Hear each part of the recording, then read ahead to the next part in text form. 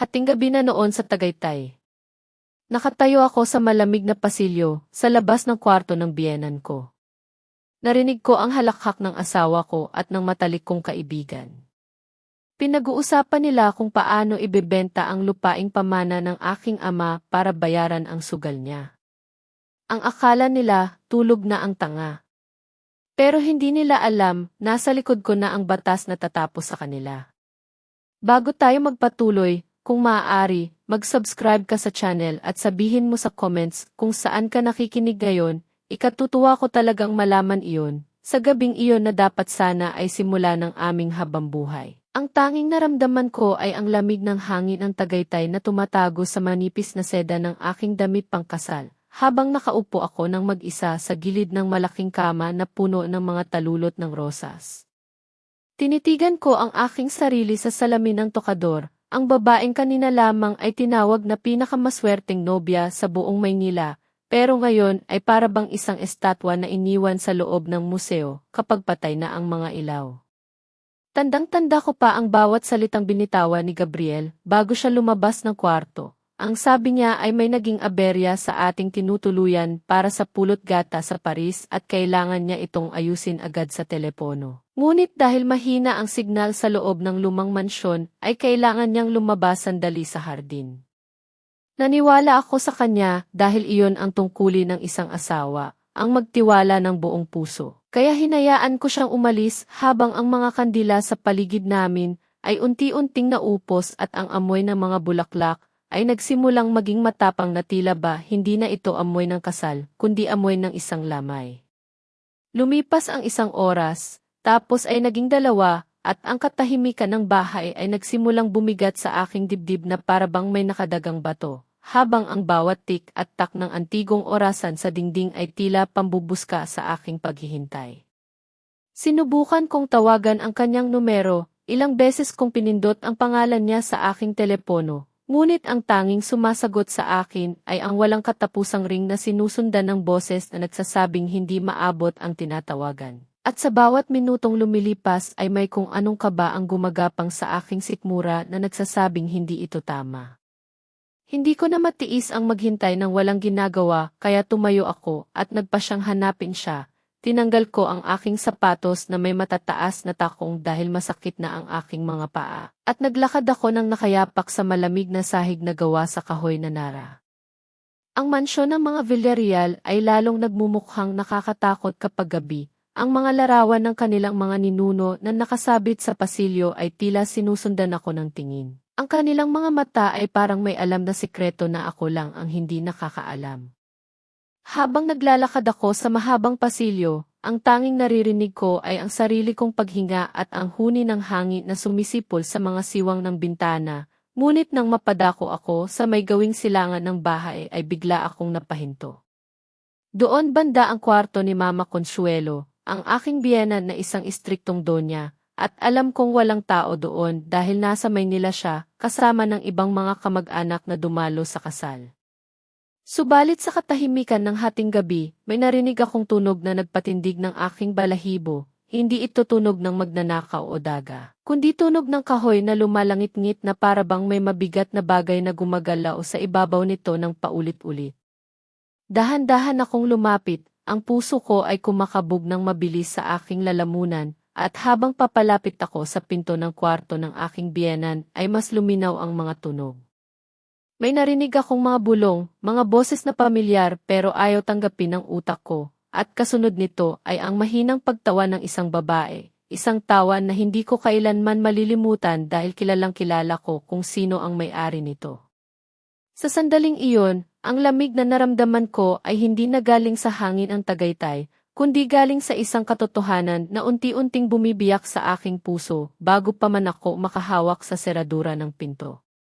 Bumalik sa aking alaala ang mga pangyayari kaninang umaga na tila ba isang panaginip na kailayo na sa madilim na katotohanang kinalalagyan ko ngayon. Dahil kanina lamang ay nakatayo ako sa harap ng dambana ng Katedral ng Maynila, habang ang sikat ng araw ay tumatago sa mga makukulay na bintana at nagbibigay ng kakaibang liwanag sa mukha ni Gabriel. Tandang-tanda ko pa kung paano tumulo ang luha sa aking mga mata habang naglalakad ako palapit sa kanya, ang lalaking minahal ko ng buong puso sa loob ng 3 taon, ang lalaking akala ko ay sagot ng Diyos sa aking mga panalangin. Naroon si Vanessa sa aking tabi bilang aking abay na pandangal, ang aking matalik na kaibigan mula pa noong kolehiyo, na siya ring nag-ayos ng bawat detalye ng kasal na ito mula sa mga bulaklak hanggang sa musika.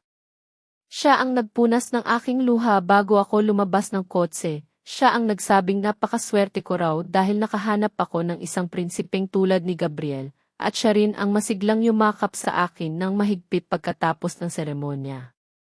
Ngayon ko lang napagtanto, habang binabalikan ko ang mga sandaling iyon sa aking isipan, na ang mga ngiti ni Vanessa ay hindi umaabot sa kanyang mga mata. At sa tuwing titingin siya kay Gabriel ay may kakaibang kislap na akala ko noon ay paghanga lamang para sa aming pagmamahalan, ngunit isa pala itong lihim na tinginan ang 2 taong may itinatagong kasalanan. Masyado akong nabulag ng kaligayahan, masyado akong tiwala sa tinatawag na pagkakaibigan, kaya hindi ko napansin na habang inaayos niya ang mahabang belo ko sa likuran ay parang inaayos na rin niya ang pagbagsak ng aking buhay. Ang tiwala ko kay Gabriel ay hindi lamang nasusukat sa mga pangakong binitawan namin sa harap ng pari, kundi pati na rin sa papel na pinirmahan ko ilang araw bago ang kasal. Isang desisyon na labis na ikinabahala ng aking mga magulang na sina Don Arturo at Doña Gracia. Bilang regalo sa aming pagsisimula at para na rin hindi maramdaman ni Gabriel na siya ay iba sa aming pamilya, inilipat ko sa kanyang pangalan ang karapatang pamahalaan ang 30% ng aming asyenda sa Negros. Ang malawak na lupain ng tubuhan na ilang henerasyon ng iniingatan ng mga Montesillo. Naalala ko pa ang pagtutol sa mga mata ng aking ama noong mga panahong iyon, tinanong niya ako kung sigurado ba talaga ako sa aking ginagawa dahil ang lupa ay hindi lamang kayamanan kundi dugo at pawis ng aming angkan. Pero nagmatigas ako dahil mahal ko si Gabriel at gusto kong magkaroon siya ng boses at kapangyarihan. Gusto kong tumayo siya sa tabi ko ng may dignidad at hindi lang bilang asawa ng isang heredera. Ang akala ko ay magiging simbolo iyon ng aming pagkakapantay-pantay, isang patunay na wala kaming itinatago sa isa't isa. Ngunit ngayon, sa dilim ng gabing ito, napagtanto ko na ang pirma ko sa papel na iyon ay hindi pala simbolo ng pag-ibig, kundi isang susi na kusang loob kong ibinigay sa magnanakaw na papasok sa aming tahanan.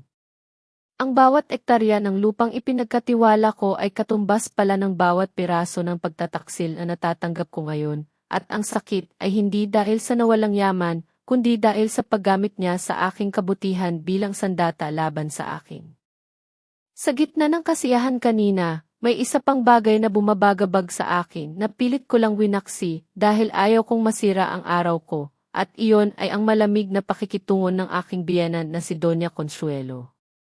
Habang ang lahat ay pumapalakpak at sumisigaw ng mabuhay para sa bagong kasal, nakaupo lamang siya ng tuwid sa unang hilera, ang kanyang mukha ay walang emosyon at ang kanyang mga mata ay matatalim na nakatuon hindi sa akin, kundi sa kanyang anak. Noong una, inisip ko na baka hindi lang ako sapat para sa kanya, na baka bilang isang istriktong matriarka ng mga Villarreal ay hindi ako pasado sa kanyang pamantayan. Kaya naman nagsikap akong suyuin siya at maging magalang sa bawat pagkakataon. Kahit noong niyakap ko siya sa resepsyon, naramdaman ko ang paninigas ng kanyang katawan at ang mga ngiti niya ay pilit at hindi umaabot sa kanyang mga mata na para bang may nais siyang sabihin ngunit pinipigilan lamang ng kanyang delikadesa. Ngayon, habang nag-iisa ako dito at naririnig ang mga kahina-hinalang tunog mula sa kanyang kwarto, nagsisimula ng mabuo sa isip ko ang isang nakakatakot na posibilidad na baka ang kanyang lamig ay hindi dahil sa ayaw niya sa akin. Baka kaya siya ganoon makatingin ay dahil alam niya ang totoo. Baka ang kanyang katahimikan ay hindi pagsang-ayon, kundi isang pagbabanda ng paparating na bagyo. At sa likod ng kanyang mga matang mapanghusga ay naroon ang awa para sa manugang niyang bulag sa katotohanan. Bawat hakbang ko palapit sa East Wing ay parang paghakbang papasok sa bunganga ng isang halimaw na matagal nang nag-aabang sa akin, habang ang lamig ng sahig ay gumagapang mula sa aking mga talampakan paakyat sa aking gulugod. Pero hindi iyon sapat para palamigin ang init ng kaba na sumisiklab sa aking dibdib. Alam kong dapat ay nakakandado ang kwarto ni Mama Consuelo dahil mahigpit siya sa kanyang mga gamit at ayaw na ayaw niyang may pumapasok doon. Pero nakita ko ang manipis na guhit ng liwanag na tumatagos mula sa siwang ng pinto na bahagyang nakabukas. Habang papalapit ako, ang mga bulong na kanina ay hindi ko maintindihan ay naging malinaw na mga salita, at ang pamilyar na halakhak na narinig ko ay sinundan ng mga ungol na hindi ko dapat naririnig sa bahay na ito, lalo na sa gabing ito ng aming kasal. Huminto ako sa tapat ng pinto, nanginginig ang aking kamay na akmang hahawak sana sa seradura, nang maamoy ko ang isang pamilyar na pabango na humalo sa amoy ng lumang kahoy at kandila. Ito ang pabangong laging gamit ni Vanessa, ang amoy ng mamahaling rosas at vanilya na dati ay nagpapangiti sa akin kapag niyayakap ko siya bilang kaibigan. Pero ngayon ay nagpabaligtad sa aking sikmura at nagpasuka ng mapait na lasa sa aking lalamunan. Gusto kong tumakbo pabalik sa aming kwarto at magtalukbong ng kumot. Gusto kong paniwalain ang sarili ko na imahinasyon lang ito ng isang pagod na nobya. Pero ang katotohanan ay nasa harap ko na at hinihila ako nito papalapit para makita ang kataksilang wawasak sa aking mundo. Dahan-dahan kong itinulak ang pinto ng walang nililikhang tunog, at ang bumungad sa akin ay isang eksenang hindi kailanman mabubura sa aking isipan hanggang sa huling hininga ko, dahil sa ibabaw ng antigong kama ni Mama Consuelo. Sa ilalim ng larawan ng yumaong doon ng pamilya Villarreal, nakita ko ang aking asawa at ang aking matalik na kaibigan. Ang puting kumot na may burda ng pamilya ay gusot-gusot na sa ilalim nila, at ang bawat kilos ni Gabriel ay parang sampal sa aking mukha, habang ang mga kamay ni Vanessa ay mahigpit na nakakapit sa balikat ng lalaking kakapangako pa lang sa akin ng katapatan sa harap ng Diyos kaninang umaga. Pakiramdam ko ay binuhusan ako ng nagielong tubig, hindi ako makagalaw, hindi ako makasigaw, para akong naging bato habang pinapanood silang babuyin ang kasagraduhan ng kasal at ang respeto sa tahanang ito. Ang sakit na naramdaman ko ay hindi lang sa puso, kundi pati sa aking dangal bilang babae, dahil ang dalawang taong pinagkakatiwalaan ko ng lubos ay nagsasaya sa aking kamangmangan, at ginagawa nila ito sa mismong higaan ng ina ng aking asawa. Isang kalapastanganan na walang kapatawaran sa aming kultura at paniniwala. Wala silang takot, wala silang hiya, at tila ba ang mundong ginagalawan nila sa loob ng kwartong iyon ay kanila lamang at walang sinumang pwedeng makialam. Nang huminto sila sandali para magpahinga, narinig ko ang boses ni Vanessa na basag at hinihingal pa, nagtatanong kung naghihinala daw ba ang tanga, at alam na alam kong ako ang tinutukoy niya sa tawag na iyon. Tumawa si Gabriel, isang tawa na puno ng pagmamayabang, at sinabi niyang nagtitiwala ako sa kanya na parang sa Diyos, na napakadali ko raw utuin dahil masyado akong uhaos sa pagmamahal at atensyon. Sinabi niya na ngayong nasa kanya na ang karapatang pamahalaan ang asyenda. Maghihintay lang daw sila ng ilang buwan bago simulang ibenta ang mga lupa ng pira-piraso para mabayaran ang 500 milyong pisong utang niya sa sugal at sa negosyong matagal nang nalugi. Nanlamig ang buong katawan ko nang marinig ko iyon dahil ang lupang pinag-uusapan nila ay hindi lang basta lupa. Iyon ang pamana ng aking mga ninuno, ang dugo at pawis ng pamilya Montesillo na ipinagkatiwala ko sa kanya dahil sa pag-ibig. Mas lalo akong nadurog nang sabihin ni Vanessa na sulit daw ang 2 taon nilang pagtatago at pagpapanggap, 2 taon na pala silang magkarelasyon, bago pa man ako alukin ni Gabriel ng kasal. At ang buong relasyon namin ay isang malaking dula-dulaan lamang para makuha ang yaman ko. Ang bawat yakap, bawat halik, at bawat pagsabi niya ng mahal kita ay pawang mga kasinungalingan na bahagi ng kanilang plano, at ako ang naging bida sa trahedyang sila ang sumulat. Nakatayo lang ako doon sa dilim, sa labas ng pinto, habang ang mga luha ay tahimik na dumadaloy sa aking pisngi. Gusto kong sumugod sa loob at saktan sila. Gusto kong ipamukha sa kanila ang kanilang kademonyuhan. Pero wala nang lakas ang natira sa aking mga tuhod. Sa sandaling iyon, habang pinapakinggan ko ang kanilang tawanan sa ibabaw ng aking kahihiyan, naitanong ko sa aking sarili ang isang bagay na marahil ay naitanong na rin ninyo sa mga sarili ninyo sa mga oras na kayo ay nasaktan ng lubos. Mayroon ba sa inyo, na dahil sa sobrang pagtitiwala sa tinatawag na kadugo o kaibigan, ay hindi na malayang iniabot na pala ninyo ang patalim sa taong nasa likuran ninyo, at hinayaan silang saktan kayo sa paraang hindi ninyo inaasahan. Marahil, ang pagiging bulag sa katotohanan dahil sa sobrang pagmamahal ang pinakamabigat na kasalanang nagawa ko sa aking sarili, at sa gabing ito, ang kabayaran ay ang pagkadurog ng aking buong pagkatao at ang pagkawala ng aking tiwala sa mundo. Tuluyan kong itinulak ang pinto ng malakas upang mabasag ang kanilang sariling mundo, at ang tunog ng pagtama ng kahoy sa dingding ay umalingaw-ngao sa buong kwarto na parang kulog bago ang bagyo. Dahilan upang mapatigil sila sa kanilang ginagawa at mapatingin sa akin ng gulat, ngunit hindi takot. Inaasahan ko na magmamadali silang magtakip ng katawan, naluluhod si Gabriel para humingi ng tawad, o di kaya ay iyak si Vanessa sa hiya. Pero nagkamali ako dahil ang nakita ko ay ang dahan-dahang pagbangon ni Gabriel na para bang naabala ko lang siya sa isang simpleng pagpapahinga. Wala akong nakitang pagsisisi sa kanyang mga mata, sa halip ay nakita ko ang inis, ang pagkayamot ng isang taong nahuli sa akto, pero naniniwalang siya pa rin ang may karapatan sa sitwasyon. Habang si Vanessa ay tahimik na inayos ang kumot sa kanyang dibdib at tiningnan ako ng maihalong pagmamataas na tila ba ako pa ang panauhin na pumasok ng walang pasabi sa kanilang pribadong sandali. Ang mga luhang kanina ay dumadaloy sa aking mga mata ay biglang natuyo, at ang sakit na parang punya sa aking dibdib ay napalitan ng isang napakatinding pagkasuklam, isang uri ng galit na hindi sumisigaw kundi nanlalamig at nagpapatigas ng puso. Dahil sa sandaling iyon ay nakita ko na ang tunay na mukha ng lalaking pinakasalan ko, isang mukhang malayo sa imahe ng prinsipeng ipinakilala niya sa akin at sa aking pamilya. Tumayo si Gabriel at nagsimulang magbihis ng dahan-dahan, ang bawat pagbutons niya ng kanyang polo ay parang isang insulto sa aking pagkatao, dahil ipinapakita nito kung gaano siya kapanatag at kung gaano kaliit ang tingin niya sa akin.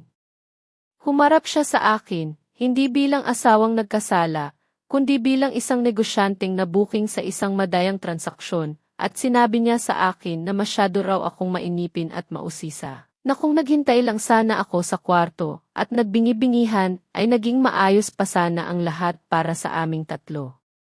Sinabi niya sa akin ng diretsahan, walang halong paligoy-ligoy, na ako raw ay napakaboring na babae, na ang aking pagiging relihiyosa at pagiging konserbatibo ay nakakasakal. At ang tanging dahilan kung bakit siya nagtiyagang makipaglaro ng bahay-bahayan sa akin, ay dahil sa 500 milyong piso na halaga ng lupaing ipinamana sa akin ng aking lola.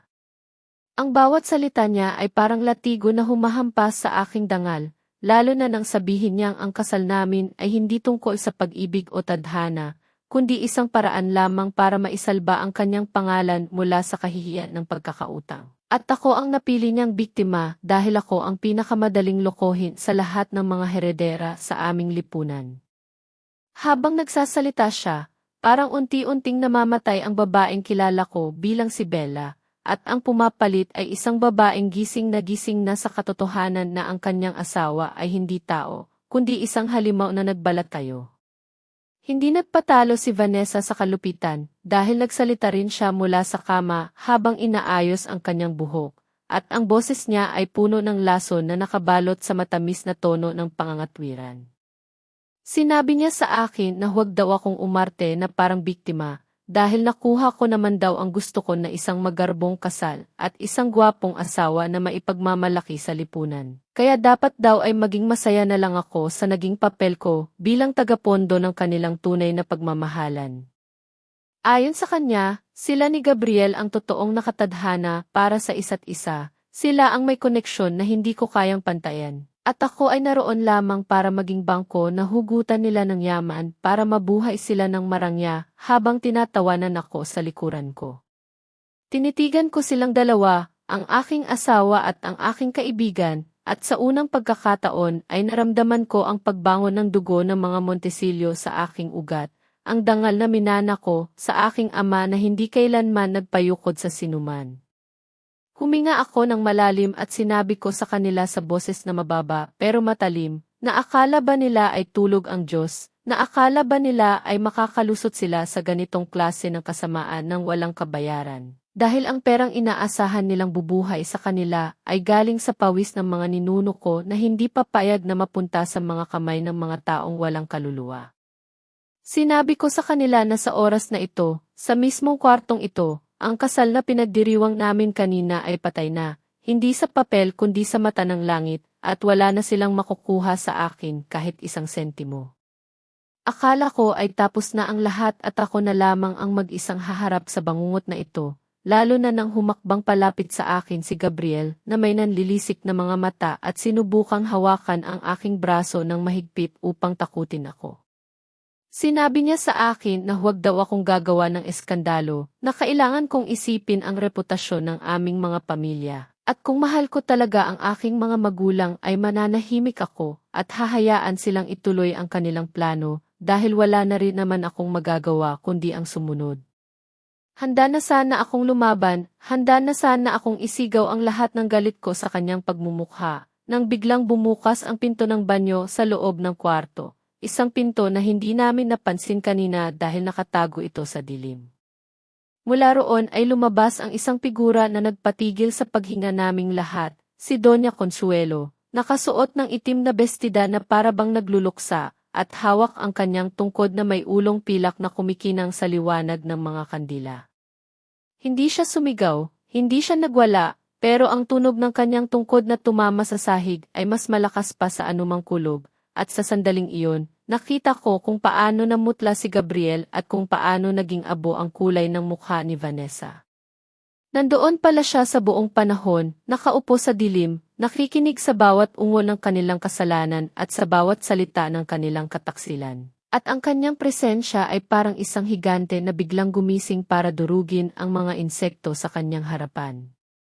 Tiningnan niya ang kanyang anak, hindi gamit ang mata ng isang inang mapagmahal, kundi gamit ang mata ng puno ng pamilya Villarreal na nilapastangan ang pangalan at tahanan.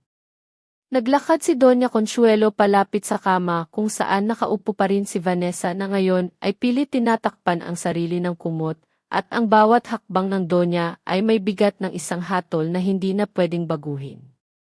Nagsalita siya sa boses na mababa pero puno ng kapangyarihan. Sinabi niya kay Gabriel na matagal na siyang naghihinala sa kinikilos nito, na matagal na niyang nararamdaman na may mali sa mga transaksyon nito sa negosyo at sa paraan ng pakikitungo nito sa akin. Pero kailangan niyang makita ng sarili niyang mga mata at marinig ng sarili niyang mga tainga kung gaano kababa ang kayang gawin ng kanyang sariling dugo. Humarap siya sa akin sandali at sa unang pagkakataon ay nakita ko ang lambot sa kanyang mga mata, isang uri ng paghingi ng tawad na hindi kailangan ng salita. Bago siya muling humarap kay Gabriel at nagbitaw ng mga salitang dumurog sa puso ng kanyang anak. Sinabi niya na bilang ina, ang pinakamalaking pagkakamali niya ay ang pagprotekta kay Gabriel sa lahat ng oras, ang pagbabayad sa mga utang nito sa sugal, at ang pagtatakip sa mga kalokohan nito sa pag-aakalang iyon ang tamang paraan ng pagmamahal. Pero sa gabing ito, sa harap ng Diyos at sa harap ng babaeng niloko nito, itatama na niya ang lahat sa pamamagitan ng pagputol sa sungay ng demonyong siya rin ang nagpalaki. Sinabi niya na simula sa oras na ito, si Gabriel ay hindi na anak ng mga Villarreal, kundi isang estranghero na may parehong apelyido lamang. At ang pagmamahal na ibibigay niya ngayon ay ang uri ng pagmamahal na nagtuturo ng leksyon sa pamamagitan ng pagbawi sa lahat ng pribilehiyo at yaman na naging dahilan kung bakit ito naging ganid at walang puso. Hindi pa doon natatapos ang kanyang paghihiganti para sa katarungan, dahil inilabas niya ang kanyang telepono at tinawagan ang mga gwardya ng mansyon na tila ba kanina pa nag-aabang sa kanyang utos. Sa loob lamang ng ilang sandali ay pumasok ang dalawang malalaking lalaki sa kwarto, at sa utos ni Doña Consuelo ay binitbit nila si Vanessa palabas, kahit na ito ay nagpupumiglas at sumisigaw, habang ang mga damit nito ay halos hindi pa maayos na nakasuot sa katawan. Tiningnan ni Doña Consuelo si Gabriel na ngayon ay nakaluhod na sa sahig at nagmamakaawa, sinasabing huwag siyang tanggalan ng mana dahil hindi siya mabubuhay ng walang pera, pero ang sagot ng kanyang ina ay isang malamig na tingin lamang. Sinabi ng Donya na ang mansyon, ang mga lupa sa probinsya, at ang lahat ng negosyo ay nakapangalan pa rin sa kanya at kailanman ay hindi niya inilipat kay Gabriel dahil alam niyang darating ang araw na ito. Ang 500 milyong piso na inaasahan ni Gabriel mula sa akin ay hindi na niya makukuha at ang karangyaan na kinagisnan niya ay maglalaho na parang bula. Binigyan niya si Gabriel ng palugit hanggang sa pagsikat ng araw para lisanin ang Tagaytay at huwag nang magpapakita sa mansyon na ito. Dahil kung hindi ay ipapadampot niya ito sa mga pulis bilang isang magnanakaw na pumasok sa kanyang pamamahay. Nang makaalis na ang mga gwardya at naiwan kaming dalawa ni Doña Consuelo sa kwarto, lumapit siya sa akin at hinawakan ang aking kamay ng mahigpit, hindi bilang isang biyenan kundi bilang isang kakampi. At sinabi niya sa akin na huwag akong matakot dahil sa laban na ito, ang katotohanan ang ating sandata at ang dignidad ang ating panangga. At hinding-hindi niya hahayaan na ang isang tulad ko na nagbigay ng buong tiwala ay uwing luhaan habang ang mga nagkasala ay nagwawagi. Kinabukasan, ang sikat ng araw ay tumagos sa malalaking bintana ng paborito naming hotel sa Makati, kung saan nagtipon-tipon ang aming mga kamag-anak at kaibigan para sa isang almusal ng pamamaalam bago kami lumipad sana papuntang Paris. Ngunit ang liwanag na iyon ay hindi sapat para painitin ang lamig na bumabalot sa aking buong pagkatao habang nakatayo ako sa likod ng malaking pinto ng bulwagan. Huminga ako ng malalim, inayos ang aking simpleng itim na bestida na sadyang pinili ko para sa araw na ito dahil ito ang kulay ng pagtatapos at hindi ng pagsasaya. At dahan-dahan akong pumasok sa silid ng mag-isa habang ang kaliwang kamay ko ay hubad na sa anumang singsing na nagtatali sa akin sa isang kasinungalingan. Napahinto ang lahat sa kanilang pagkain, ang tunog ng mga kubyertos na tumatama sa porselanang pinggan ay unti-unting nawala hanggang sa mapalitan ito ng isang nakabibinging katahimikan, at naramdaman ko ang bigat ng kanilang mga tingin. Ang mga tingin ng alta sosyedad na sanay makiramdam sa eskandalo at mabilis humusga sa kung sino ang api at kung sino ang nagwagi.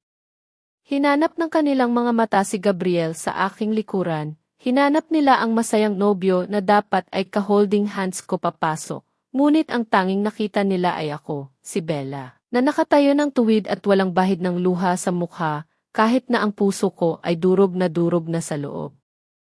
Naglakad ako papunta sa maliit na entablado sa harap, hindi ako yumuko, hindi ako umiwas ng tingin, dahil sa araw na ito, hindi ako ang dapat mahiya, kundi sila na nagtangkang yurakan ang pangalan ng aking pamilya.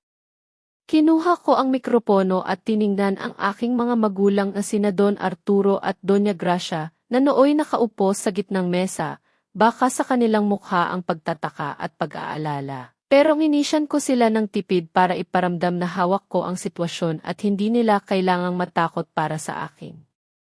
Nagsalita ako sa boses na mahinahon ngunit matatag. Sinabi ko sa lahat na magandang umaga at salamat sa kanilang pagdalo. Pero mayroon akong mahalagang anunsyo na kailangang malaman ng lahat bago pa man sila magsimulang magbigay ng kanilang mga toast para sa aming biyahe.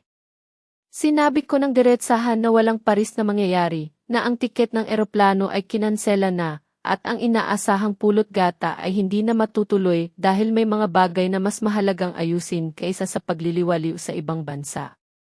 Narinig ko ang bulungan ng mga tao, ang pagsinghap ng ilan, pero hindi ako tumigil dahil kailangan kong putulin ang ugat ng kasamaan bago pa ito lumalim, kaya ibinaling ko ang usapan sa asyenda sa Negros. Ang paksang alam kong pinakahihintay ni Gabriel at ng kanyang mga kasabwat. Sinabi ko sa harap ng aming mga abogado at mga kasosyo sa negosyo na ang dokumentong nilagdaan ko kahapon, ang dokumentong naglilipat ng pamamahala ng lupain kay Gabriel, ay pinawawalang bisa ko na ngayong umaga dahil ipinakita ng Diyos sa akin kagabi na hindi dapat ipagkatiwala ang yaman ng mga Montesillo sa mga taong hindi marunong lumingon sa pinanggalingan at walang respeto sa sagradong sumpaan. Ang bawat salita ko ay parang yelo na bumagsak sa gitna ng mainit na kape, at nakita ko kung paano nagbago ang ekspresyon ng mga tao mula sa pagkalito patungo sa pagkaintindi dahil sa mundong ito. Ang pagbawi sa yaman ay mas malakas na senyales ng gyera kaysa sa anumang sigawan. Sa puntong iyon, bumukas ang pinto sa likuran at dumating sila, si Gabriel at si Vanessa, na halatang nagmamadali at pilit na inaayos ang kanilang mga sarili para magmukhang presentable. Pero hinarang sila ng aking abogado at ng mga gwardya ng hotel sa mismong pasukan ng bulwagan. Nakita ng lahat kung paano sila natigilan, kung paano sila namutla nang makita nilang nakatayo ako sa harap at hawak ko ang atensyon ng lahat, at sa sandaling iyon, hindi ko na kailangang magsalita pa ng masama tungkol sa kanila dahil ang kanilang reaksyon at ang kanilang magulo at sabay na pagdating ay sapat na para kumpirmahin ang hinala ng marami. Tumingin ako sa gawin ng mga magulang ni Vanessa, ang mag-asawang Dizon na matagal nang nakasandal sa tulong ng aming pamilya para manatili sa lipunan. At nakita ko ang sandaling bumagsak ang mundo nila nang mapagtanto nilang ang anak nila ang dahilan kung bakit binabawi ko ang lahat. Nakita ko ang takot sa kanilang mga mata, hindi takot para sa anak nila, kundi takot para sa kanilang sariling kinabukasan na ngayon ay gumuho na dahil sa kasakiman ng sarili nilang dugo. At agad silang umiwas ng tingin kay Vanessa na parang nandidiri sila dito. Hindi ako nagwala, hindi ako nanampal, pinanood ko lang silang lunukin ng sarili nilang kahihiyan habang ang mga bulungan sa paligid ay nagiging ingay ng paghuhusga. Masakit pa rin, pero sa sandaling iyon, naramdaman ko na ang pinakamasakit na parusa sa mga taong uhaw sa atensyon at yaman ay hindi ang saktan sila pisikal, kundi ang hubaran sila ng maskara sa harap ng mga taong gusto nilang mapabilib, at iwan silang walang-wala sa gitna ng karamihan. Akala ng marami, pagkatapos ng matapang kong pagharap sa hotel at pagbawi ng lahat ng yaman, ay magiging masaya na ako at magdiriwang sa aking tagumpay. Ngunit ang totoo ay ang mga sumunod na buwan ang naging pinakamadilim at pinakamahabang yugto ng aking buhay. Ang proseso ng annulment dito sa atin ay hindi lamang magastos kundi isang emosyonal na digmaan na unti-unting umuubos sa iyong lakas dahil kailangan mong hukayin muli ang bawat detalye ng panloloko. Kailangan mong patunayan sa korte na ang taong pinakasalan mo ay walang kakayahang gampanan ang kanyang tungkulin bilang asawa at sa bawat pagdinig ay parang sinusugatan kong muli ang sarili ko. Kahit na nasa panig ko si Doña Consuelo at ang buong pamilya Montesillo, hindi ko pa rin naiwasan ang hagupit ng chismis o mga bulong-bulungan ng lipunan dahil sa aming mundo, ang babaeng hiniwalayan, kahit na siya pa ang biktima, ay laging tinitingnan na maihalong awa at panghuhusga. Umiiwas ako sa mga kaibigan at kakilala, hindi dahil sa galit ako sa kanila, kundi dahil ayaw kong makita ang lungkot sa kanilang mga mata kapag tumitingin sila sa akin. Ayaw kong marinig ang kanilang mga pilit na pag-aalo na para bang isa akong basag na manika na kailangang ingatan. Pinili kong magkulong sa lumang bahay ng aking mga magulang, sa kwartong kinalakihan ko noong bata pa ako, dahil doon ko lang nararamdaman na ligtas ako, malayo sa mga matang mapanghusga at malayo sa mga alaalang pilit akong hinahabol. Sa gitna ng prosesong ito, sinubukan pa rin ni Gabriel na lumaban, hindi dahil gusto niya akong bawiin, kundi dahil desperado na siya sa pera. Nagsampa siya ng kung ano-anong reklamo, pilit na humihingi ng sustento o hasyan sa mga ari-arian na inakala niyang may karapatan siya. At ang kapal ng kanyang mukha ay talagang nakakamangha dahil nagagawa pa niyang magsinungaling sa harap ng mga abogado. Pero sa bawat tangka niya, nariyan si Mama Consuelo para harangin siya. Ginamit ng aking biyenan ang lahat ng kanyang koneksyon at kapangyarihan para siguraduhin ni isang sentimo ay walang mapupunta sa taong sumira sa aming mga buhay. Nabalitaan ko na lang na ang mga abogado ni Gabriel ay isa-isang umaatras dahil wala na siyang pambayad. At ang pamilya ni Vanessa ay tuluyan na ring bumagsak dahil tinanggalan sila ng suporta ng aming mga kasosyo sa negosyo bilang pakikisama sa aking ama. Sa tuwing naiisip ko ang kanilang pagbagsak, wala na akong nararamdamang galit, ang tanging natitira na lang ay isang malalim na pagod at isang tanong sa aking sarili kung bakit kailangan pang humantong sa ganito ang lahat. Napagtanto ko na ang paghihiganti, kahit gaano pa katarong, ay hindi nagbibigay ng kapayapaan, nagbibigay lang ito ng katahimikan sa labas. Pero sa loob ko ay may isang malaking butas na iniwan ang pagkawala ng aking tiwala at pagkawala ng inosenteng Bella na naniwala sa fairy tale. Madalas akong magpunta sa maliit na kapilya sa loob ng aming compound, lumuluhod sa harap ng altar ng ilang oras, hindi para humiling, kundi para lang umiyak at itanong sa Diyos kung paano ko muling bubuin ang sarili ko ngayong alam ko na kung gaano kapangit ang mundo. Ang mga gabi ang pinakamahirap para sa akin, lalo na kapag umuulan at ang tanging naririnig ko ay ang patak ng tubig sa bubong at ang hampas ng hangin sa mga puno sa hardin. Sa mga oras na iyon, kahit nasa akin na muli ang aking yaman at dignidad, nararamdaman ko ang isang uri ng kalungkutan na tumatagos sa buto. Yung klase ng lungkot na hindi kayang gamutin ng pera o ng anumang material na bagay. Nakadungaw lang ako sa bintana, pinapanood ang dilim, at iniisip kung mayroon pa bang puwang ang pagmamahal sa puso ko, o kung mananatili na lang itong sarado habang buhay dahil sa takot na masaktan muli. Minsan, naiisip ko na baka ako lang ang nakakaramdam ng ganitong klaseng pag-iisa, na baka ang lahat ng tao sa mundo ay mahimbing na natutulog habang ako ay gising at nakikipagbuno sa aking mga multo. Kaibigan, kung naririnig mo pa ako at kung gising ka pa sa mga oras na ito, kung naramdaman mo na rin ang ganitong klaseng lamig ng gabi kung saan parang ikaw na lang ang tao sa mundo, pwede mo bang ikomento ang numerong 1 sa ibaba?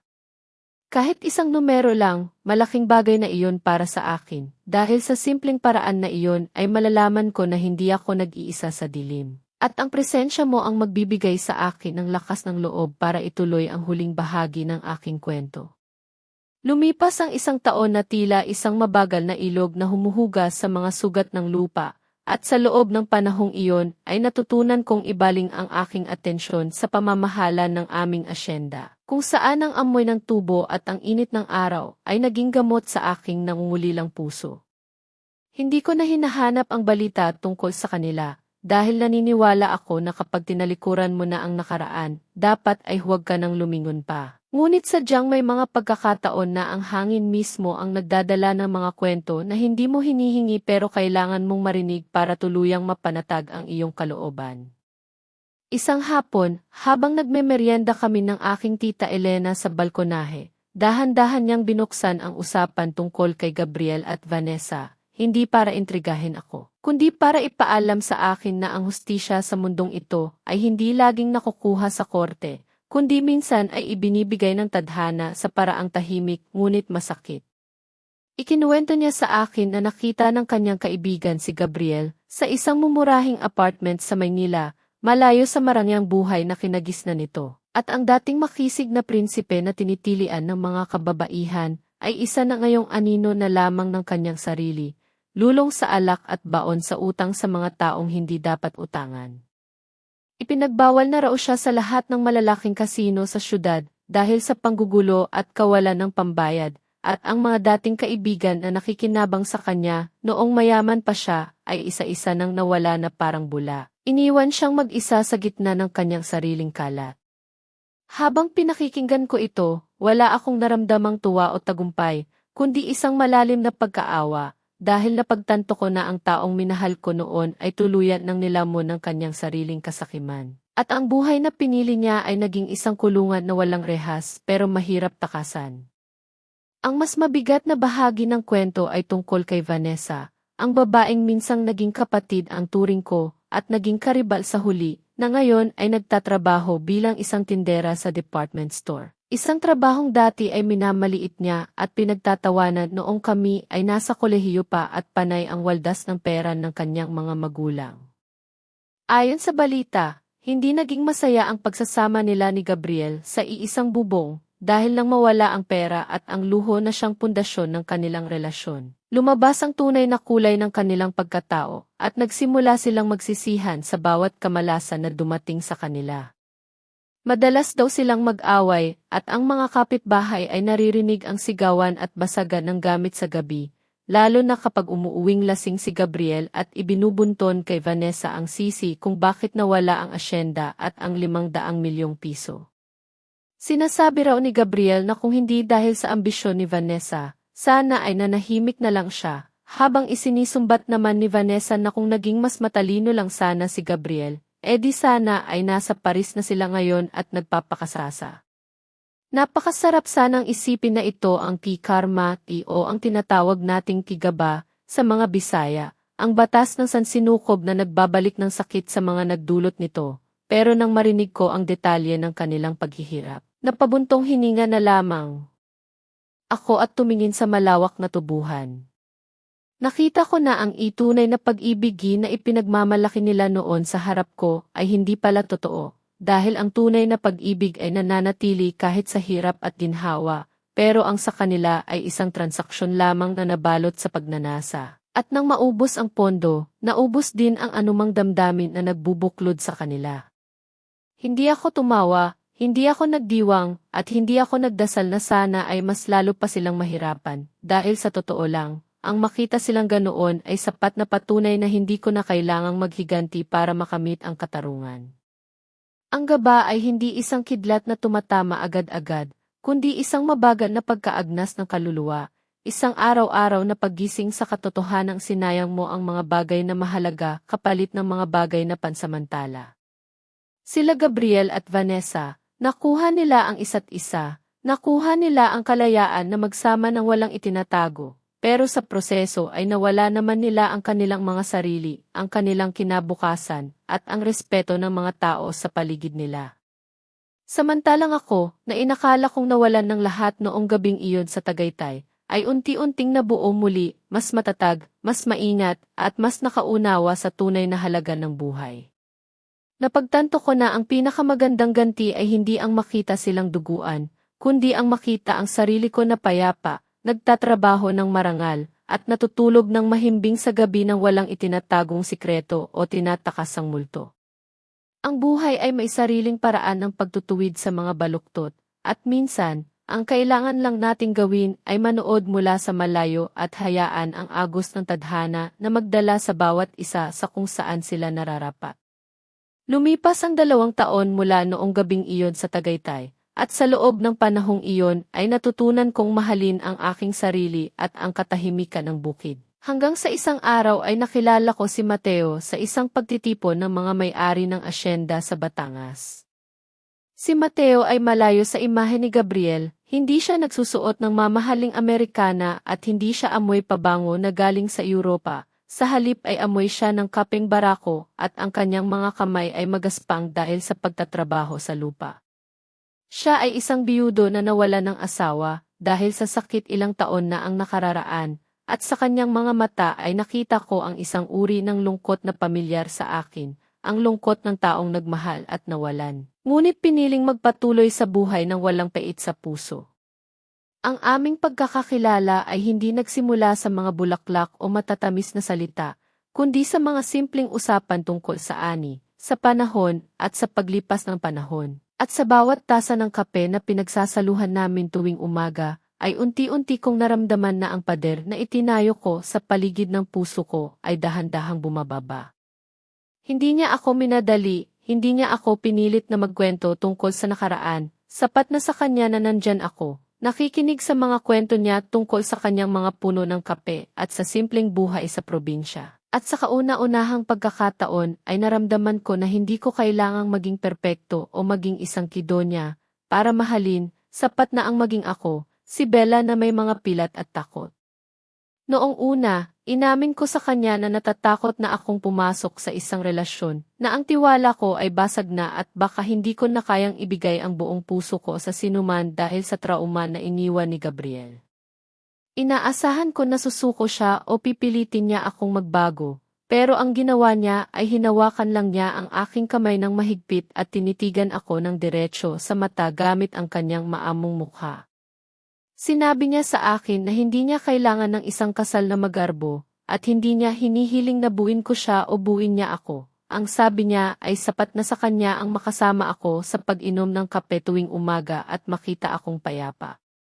Ang salitang payapa ang tumatak sa akin, dahil iyon ang bagay na ipinagkait sa akin ng una kong asawa na puno ng gulo at sikreto. Samantalang si Mateo ay nag-aalok ng isang buhay na walang itinatago. Isang buhay na kasing linaw ng tubig sa batis. Kahit ang aking mga magulang ay nakita ang kabutihan sa kanya, at ang pinaka nakakagulat ay nang makatanggap ako ng isang sulat mula kay Doña Consuelo, ang aking dating biyenan, na nagpapahatid ng kanyang basbas at nagsasabing masaya siya na nakahanap ako ng isang lalaking marunong rumespeto at may takot sa Diyos. Isang bagay na hindi nagawa ng kanyang sariling anak.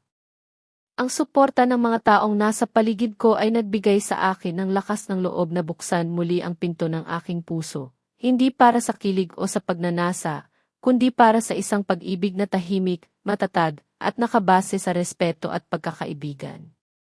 Ang araw ng kanyang alok ng kasal ay hindi katulad ng sa mga pelikula, walang orkestra, walang fireworks, at walang nakatinging maraming tao.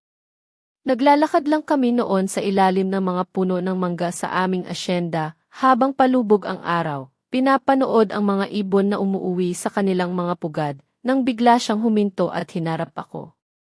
Kinuha niya ang isang simpleng singsing mula sa kanyang bulsa. Hindi ito kasing laki ng bato na ibinigay ni Gabriel noon, pero para sa akin ay mas nagniningning ito dahil galing ito sa perang pinaghirapan niya at hindi galing sa utang o panloloko. Tinanong niya ako kung pwede ba kaming magkasamang tumanda, kung pwede ba kaming maging magkaagapay sa hirap at ginhawa, at kung pwede ba niyang ipagtimpla ako ng kape sa bawat umaga ng aming mga natitirang taon. Sa sandaling iyon, hindi ako nakaramdam ng kaba o pagdududa. Ang tanging naramdaman ko ay ang pag-alis ng tinik sa aking dibdib at ang pagpasok ng isang mainit na liwanag ng pag-asa. Napagtanto ko na ang tunay na pag-ibig ay hindi yung nagpapatibok ng puso mo ng mabilis dahil sa kaba, kundi yung nagpapakalma sa puso mo dahil sa seguridad. Kaya naman buong puso akong sumagot ng, hindi dahil kailangan ko siya para mabuhay, kundi dahil gusto ko siyang makasama habang ako ay nabubuhay ng payapa at maligaya. Ang gabing iyon ng aming simpleng pagdiriwang sa hardin ay malayong-malayo sa karangyaan ng una kong kasal. Walang malalaking chandelier na kristal, walang mahabang pila ng mga politiko at negosyante, at walang mga kamerang kumikislap sa bawat galaw namin. Ang tanging nandoon ay ang mga taong tunay na nagmamahal sa amin, ang pamilya ni Mateo, ang aking mga magulang na sina Don Arturo at Doña Gracia na ngayon ay may payapa ng mga ngiti, at ang ilang malalapit na kaibigan na nanatili sa tabi ko noong mga panahong ako ay lugmok. Habang sumasayaw kami ni Mateo sa ilalim ng mga parol na nakasabit sa mga puno ng mangga, kasabay ng mahinang tugtog ng isang lumang kundiman, naramdaman ko na parang nasa tamang lugar na ako sa wakas, na ang bawat sugat at peklat na nakuha ko sa nakaraan ay mga markang nagdala sa akin sa sandaling ito ng katahimikan. Napakagaan ng pakiramdam ko sa kanyang mga bisig, walang halong pag-aalinlangan, walang takot na baka may itinatago siya sa likod ng kanyang mga ngiti. Dahil sa loob ng 2 taon naming pagsasama ay napatunayan niya na ang tunay na pag-ibig ay hindi nananakit at hindi nagtatago sa dilim. Ngunit sa gitna ng aking kaligayahan, nahagip ng aking mata ang isang anino sa labas ng aming gate, isang figura na nakatayo sa dilim at nakakapit sa rehas na bakal habang nakatingin sa liwanag ng aming kasiyahan. Hindi ko kailangang lumapit para makilala siya, dahil ang tindig na iyon, kahit na nakuba na ng hirap at panahon, ay nakatatak pa rin sa isang sulok ng aking alaala bilang ang lalaking minsan kong inakalang mundo ko. Napansin ni Mateo ang pagbabago sa aking ekspresyon at sinundan niya ang aking tingin, at nang makita niya ang lalaki sa gate ay naramdaman ko ang paghigpit ng kanyang hawak sa aking bewang, isang instingto ng pagprotekta, at akmang tatawagin niya ang mga katiwala para paalisin ito. Pero pinigilan ko siya, hinawakan ko ang kanyang kamay at tiningnan siya ng may kasiguraduhan. Sinabi ko sa kanya na ayos lang ako, na kailangan ko itong gawin mag-isa hindi para sa lalaking nasa labas, kundi para sa sarili kong kapayapaan. Binitawan ako ni Mateo ng dahan-dahan, bagamat may pag-aalala sa kanyang mukha, ay iginalang niya ang aking desisyon, at habang naglalakad ako palayo sa liwanag ng handaan patungo sa madilim na parte ng gate, naramdaman ko na hindi na ako ang dating Bella na nanginginig sa takot, kundi isang babaeng buo at hindi na kayang tibagin ng multo ng nakaraan. Habang papalapit ako, unti-unting luminaw ang itsura ni Gabriel, at halos hindi ko na siya makilala dahil ang dating makisig at mabangong lalaki na laging suot ang pinakamamahaling damit ay ngayon ay nakasuot ng gusgusin at maluwag na polo na puno ng mansa. Ang kanyang mukha ay payat at humpak, ang kanyang mga mata ay mapupula at pinaliligiran ng maitim na bilog, at ang amoy ng alak na humalo sa amoy ng kalsada ay sumalubong sa akin kahit ilang metro pa ang layo ko sa kanya. Nakita ko sa kanyang mga mata ang gulat nang huminto ako sa harap niya, sa kabilang ibayo ng rehas, na para bang hindi siya makapaniwala na ang babaeng niloko at iniwan niya noon ay siya ngayong nakatayo ng taas noo at puno ng dignidad. Nagsalita siya, at ang boses niya ay basag at garalgal. Tinawag niya ang pangalan ko na para bang isang dasal ng taong nasa bingit ng kamatayan. At sinabi niyang nalaman niya mula sa mga dating kakilala na ikinasal na ako ulit kaya nagbaka sakali siyang pumunta. Sinabi niya na wala siyang intensyong manggulo, na gusto lang daw niyang makita kung masaya ako. Pero habang nagsasalita siya ay nakita ko ang panginginig ng kanyang mga kamay at ang likot ng kanyang mga mata na para bang may hinahanap o hinihintay. Sinabi niya sa akin na nagsisisi siya, na araw-araw niyang pinagsisisihan ang ginawa niya noong gabing iyon sa Tagaytay, na iniwan na siya ni Vanessa at ng lahat ng taong akala niya ay kakampi niya, at ngayon ay wala na siyang matuluyan at walang malapitan. Habang pinakikinggan ko ang kanyang mga hinaing, hinanap ko sa puso ko ang galit, hinanap ko ang pagnanais na sumbatan siya o saktan siya gaya ng ginawa niya sa akin, pero wala akong nakapangamuo kundi isang malalim na awa. Awa para sa isang taong nagkaroon ng lahat pero piniling itapon ito dahil sa kasakiman. Sinabi ko sa kanya nang mahinahon na ang pagsisisi ay isang bagay na dapat niyang ayusin sa pagitan niya at ng Diyos, dahil para sa akin, ang nakaraan ay tapos na at wala nang puwang sa kasalukuyan ko para sa mga sana at dapat. Tiningnan ko siya ng diretso sa mata at sinabing hindi ko siya kinasusuklaman, dahil ang pagkasuklam ay nangangahulugang may natitira pa akong emosyon para sa kanya, na siya ay mahalaga pa rin para paglaanan ko ng lakas at oras. Nang marinig niya ito, nakita ko ang pag-asa sa kanyang mukha, at naglakas loob siyang humingi ng tulong, kahit kaunting halaga lang daw para makapagsimula siya ulit o makakain man lang ng maayos. Dahil alam daw niyang mabuti ang puso ko at hindi ko siya kayang tiisin.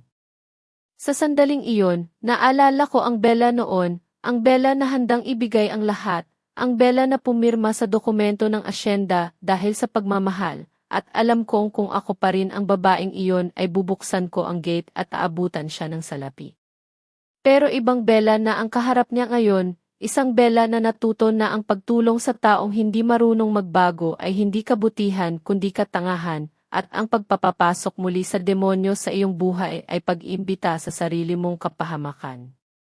Umiling ako ng dahan-dahan at sinabi sa kanya na hindi ko maibibigay ang hinihiling niya, na ang pera ko at ng asawa ko ay para sa aming pamilya at sa mga taong nagpapahalaga sa amin, at hindi para sa taong minsang nagnakaw ng aking kinabukasan. Sinabi ko sa kanya na ang tanging maibibigay ko ay ang aking pagpapatawad, hindi dahil karapat-dapat siya, kundi dahil kailangan kong palayain ang sarili ko mula sa bigat ng galit. Pinapatawad ko siya sa lahat ng sakit, sa lahat ng panloloko, at sa pagwasak niya sa aking mga pangarap noon, dahil ang pagpapatawad na iyon ang susi para tuluyan ko ng maisara ang pinto ng kahapon. Nakita ko ang pagbagsak ng kanyang balikat, ang pagkawala ng pag-asa sa kanyang mga mata, at sa sandaling iyon ay parang mas lalo siyang tumanda sa aking paningin. Alam niyang wala na siyang makukuha sa akin, na ang balo ng aking pagkamartir ay tuyo na, at ang natitira na lang ay isang pader na hindi na niya kayang akyatin. Tumalikod ako para bumalik sa liwanag, sa musika, at sa aking asawang naghihintay, at narinig ko ang huli niyang tawag sa aking pangalan, pero hindi na ako lumingon pa. Ang bawat hakbang ko palayo sa gate ay parang paghubad ng isang mabigat na Amerikana na matagal ko nang suot, at sa bawat metro na inilalayo ko sa kanya ay mas lalong lumiliwanag ang aking paligid. Nakarating ako sa gitna ng hardin kung saan sinalubong ako ni Mateo ng isang ngiti at inabot ang kanyang kamay, at nang hawakan ko ito, naramdaman ko ang init ng tunay na pagmamahal, hindi yung nag-aalab at nakakapaso, kundi yung nagbibigay ng buhay at kapanatagan. Niyakap ko siya at ipinagpatuloy namin ang pagsasayaw sa ilalim ng mga bituin, habang ang musika ng kundiman ay pumupuno sa hangin ng gabi. Ang kwento ko ay hindi nagtapos sa isang malaking tagumpay o sa pagbagsak ng isang kontrabida, nagtapos ito sa isang payapang gabi, sa piling ng taong mahal ko, at sa puso kong puno ng pasasalamat hindi dahil hindi ako nasaktan, kundi dahil nasaktan ako, nadurog, pero nagawang mabuo muli na mas maganda at mas matibay kaysa dati. At iyon, mga kaibigan, ang tunay na happy ending na hindi matutumbasan ng anumang yaman sa mundo. Minsan, ang pinakamalakas na ganti ay hindi ang pagsigaw o ang pananakit pabalik, kundi ang pagpili na maging masaya sa kabila ng lahat ng dahilan para sumuko. Ang katahimikan ng gabing ito ay hindi na nakakatakot para sa akin. kundi isa ng paalala na ang bawat bagyo sa ating buhay ay talagang lumilipas at nag-iiwan ng lupa na mas mataba at handa ng tamnan muli ng pag-asa. Kung may bahagi ng kwento ko ang tumapik sa iyong puso, o kung may sarili kang laban na tahimik mong pinagdadaanan ngayon, huwag mong kimkimin ang bigat. Ang espasyo sa ibaba ay bukas para sa iyong mga damdamin dahil minsan, ang pag-amin na nasaktan tayo ang unang hakbang para gumaling. Salamat sa pagsama sa akin sa paglalakbay na ito mula sa dilim patungo sa liwanag, hanggang sa muli nating pagkikita at pagbabahagi ng mga kwento ng buhay, pagbangon at katarungan. Ako si Bella at ito ang ating Tahimik na Ganti. Ang video na ito ay isang kathang-isip na kwento na hango sa mga karanasan sa buhay. Hindi ito ginawa upang husgahan ang sinuman, kundi upang maging tahimik na paanyaya sa pagninilay tungkol sa buhay at sa pakikitungo natin sa kapwa. Ang mga tauhan, pangalan, at lugar ay walang kaugnayan sa tunay na buhay at binago upang hindi makapinsala sa kaninuman. Naway makatulong ang kwentong ito upang kahit saglit ay maalala mo ang sarili mong buhay at ang mga mahalaga sa iyo.